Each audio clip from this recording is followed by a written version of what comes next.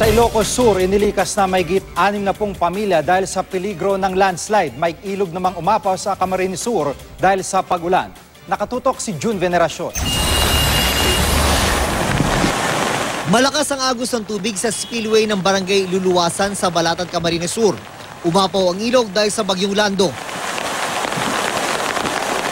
Napaatras tuloy ang ilang motorista. Pero ang isang nakamotorsiklo, tumuloy. Tumirik tuloy siya. Napatay yung makina? Napatay? Spark plug. Spark plug.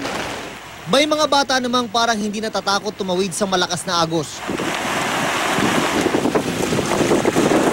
Sa isa pang lugar sa Balatan, gumuho ang bahagi ng bundok malapit sa kalsada. Sa Tiwi Albay, ramdam na rin ang malakas na hangin. Sa Lawag City, Ilocos Norte, pinagbabaklas na ng mga mangingisda ang mga fish cage nila. Ang mga magsasaka naman, kinuha na ang mga nakabilad nilang palay at mais. Magbigay ng advice sa mga mangingisda na huwag na silang pumalaot para maiwasan ang aksidente. Sa Santa Ilocos Sur, nag-iikot ang mga pulis para ipaalala sa lahat na bawal pumalaot. Paggawa na lang muna ng lambat ang pinagkakaabalahan ng ilang mangingisda. Ang iba naman, naghahanap ng iba pang pwedeng pagkakitaan.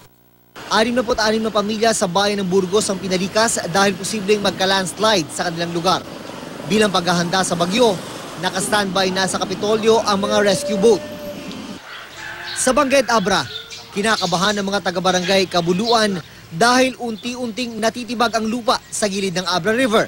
Nangangamba silang umabot ang tubig sa kanilang mga bahay. Ang isang residente, tinanggal na ang bubong ng kanyang bahay para daw madaling makalikas.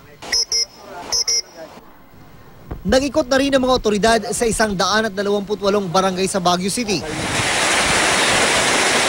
Naranasan din ang malakas na ulan at hangin sa Tagbilaran, Bohol. Sa mga pantalan, marami ng stranded dahil sa malalakas na alon. Ayon sa Philippine Coast Guard, mahigit 3,000 pasahero ang naantala ang biyahe sa Bicol Region, Northeastern Luzon at Southern Tagalog. Stranded din ang may 200 pasahero sa Tagbilaran, Bohol, kahit hindi ito direktang apektado ng bagyo.